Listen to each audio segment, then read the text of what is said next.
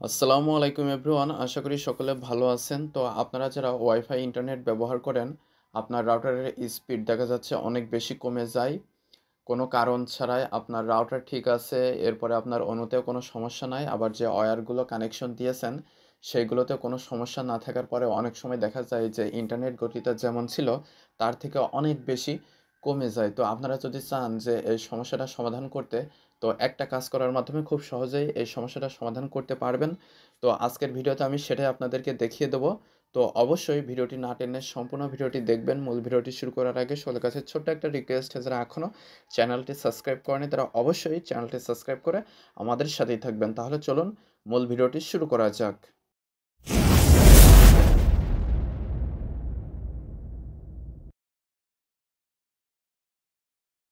তো প্রথমে আপনারা আপনাদের রাউটারের সাথে ওয়াইফাইটা আপনার ডিভাইসটি কানেক্ট আছে কিনা সেটা একটু চেক করে নেবেন।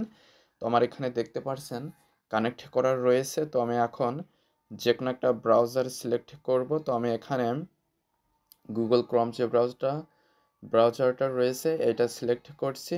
এটা সিলেক্ট করার পরে এখানে নিউ ট্যাব নিব। নিউ ট্যাব নিয়ে আসার পরে আপনারা আপনাদের রাউটারের যে ডিফল্ট আইপি অ্যাড্রেস সেটা এখানে লিখবেন। তো আমি লিখছি আমার রাউটারের ডিফল্ট আইপি অ্যাড্রেস হচ্ছে 192.168.0.1। তো আপনারা জাস্ট এটা লিখে ভিজিট করলে আপনাদের যদি অ্যাডমিন প্যানেলের প্রবেশ করার জন্য log in password set up দেওয়া থাকে, তাহলে এখানে আপনাদেরকে লগ ইন পাসওয়ার্ড দিতে বলবে। তো আপনারা জাস্ট লগ ইন পাসওয়ার্ডটা এখানে দিয়ে দিবেন। তো আমি এখানে দিয়ে দিচ্ছি। দিয়ে দেওয়ার পরে লগ ইনে ক্লিক করে দিবেন। তো আপনারা যদি log in password set up করতে না পারেন, তাহলে এটা নিয়ে আমার একটি ভিডিও রয়েছে, আপনারা সেটা দেখে নিলে খুব সহজে log in password set up দিয়ে নিতে পারবেন। তো আমি লগ ইনে ক্লিক করে দিলাম। তো আপনারা চলে আসবেন অ্যাডমিন প্যানেলে। তো আপনারা এখানে পেয়ে যাবেন থ্রি লাইন মেনু। তো এই থ্রি লাইন মেনুতে ক্লিক করবেন। ক্লিক করার পরে এখানে পেয়ে যাবেন অ্যাডভান্সড নামে একটা অপশন, তার নিচেই পেয়ে যাবেন অ্যাডমিনিস্ট্রেশন। তো এই অ্যাডমিনিস্ট্রেশনের উপরে ক্লিক করে দিবেন। ক্লিক করে দিলে আপনারা স্ক্রল করে নিচে আসলে এখানে একটা অপশন পেয়ে যাবেন রিবুট।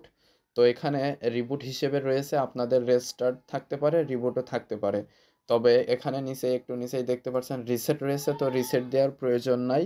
জাস্ট আপনারা যদি রিবুট বা রিস্টার্ট করে নেন, তাহলে আপনার রাউটারের যে ক্যাশ ফাইলগুলো তৈরি হয়েছে যার কারণে আপনার ইন্টারনেট স্পিডটা অনেক বেশি স্লো হয়ে গিয়েছে, আপনারা যদি জাস্ট রিবুটে ক্লিক করে রিবুট করে নেন, তাহলে যে ক্যাশ ফাইলগুলো বা সেটিংসের যে প্রবলেমগুলো রাউটারে তৈরি হয়েছে সেগুলো সব ঠিক হয়ে যাবে এবং পূর্বে যে অবস্থায় রাউটারটা কাজ করছিল ঠিক সেই অবস্থায় আবার কাজ করতে পারবে। তো আমি এই যে জাস্ট রিবুট এটা ক্লিক করে দিলাম। তো এখানে বলছে do you want to reboot the device.